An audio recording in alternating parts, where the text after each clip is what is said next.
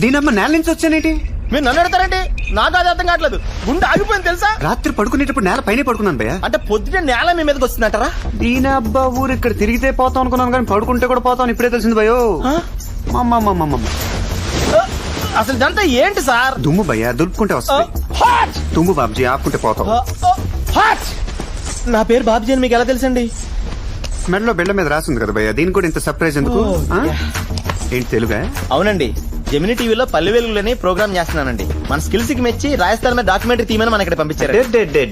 నేను డైరెక్టర్ అండి, వీళ్ళు అసిస్టెంట్స్ అండి. అయ్యో వేరేళ్ళు ఇందాకనే అరిచిన వరకు పారిపోయారా? అరిస్తే పారిపోయే వాళ్ళు అసిస్టెంట్లు కదా బాబ్జీ. మిగతా తట్లే తర్వాత చెప్తానే. వెళ్ళి సామాన్లు పట్టుకొచ్చి.